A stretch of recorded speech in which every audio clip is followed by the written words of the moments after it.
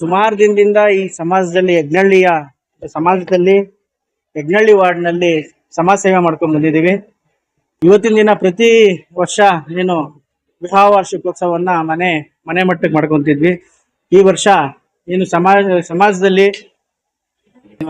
ಹಲವು ವರ್ಷಗಳಿಂದ ನಾನು ಏನ್ ಸೇವೆ ಸಲ್ಲಿಸ್ಕೊಂಡು ಬಂದಿದ್ದೀನಿ ನಮ್ಮ ಯಜ್ಞಳ್ಳಿ ಭಾಗದಲ್ಲಿ. ಇವತ್ತು ನಮ್ಮ ವಿವಾಹ ವಾರ್ಷಿಕೋತ್ಸವ ಇರೋದ್ರಿಂದ ನಮ್ಮ ಜನಗಳಿಗೆ ಏನಾದ್ರೂ ಒಂದು ಸಮಾಜ ಸೇವೆ ಮಾಡಬೇಕು ಅಂತೇಳಿ ಏನು ನಮ್ಮ ನಿಕಟಪೂರ್ವ ಶಾಸಕರು ಮಂಜಣ್ಣನವರ ಒಂದು ಕಚೇರಿಯಲ್ಲಿ ಮಹಿಳಾ ದಿನಾಚರಣೆಯನ್ನು ಮಾಡಿದ್ರು. ಅದೇ ರೀತಿ ನಮ್ಮ ವಾರ್ಡ್ನಲ್ಲೂ ಸಹ ನಮ್ಮ ಮಹಿಳೆಯರಿಗೂ, ನಮ್ಮ ತಾಯಂದ್ರು, ನಮ್ಮ ಅಕ್ಕ ತಂಗಿಯರು, ಸಹೋದರಿಯರು ಎಲ್ಲ ಇಲ್ಲಿ ಬಂದಿದ್ದಾರೆ.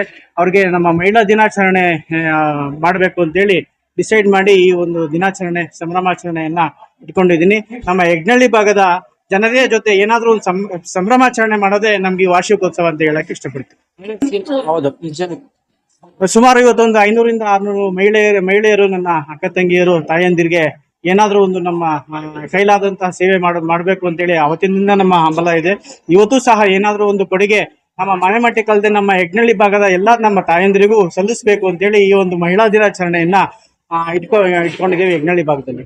ಆದಾಗಿಂದ ವಿಭಿನ್ನವಾಗಿ ನಮ್ಮ ಯಜಮಾನರು ಸರ್ಪ್ರೈಸ್ ಗಳು ಕೊಡ್ತಾನೆ ಬಂದಿದ್ದಾರೆ. ಬಟ್ ಈ ವರ್ಷ ಇವ್ರ ಜೊತೆ ಯಜ್ಞಳ್ಳಿ ವಾರ್ಡ್ ಜೊತೆ ಜನರ ಜೊತೆ ಆಚರಿಸ್ಕೊಳ್ಳೋದು ಯಾವ್ದು ಜನ್ಮದ ಪುಣ್ಯ ಫಲ ಅನ್ಸುತ್ತೆ.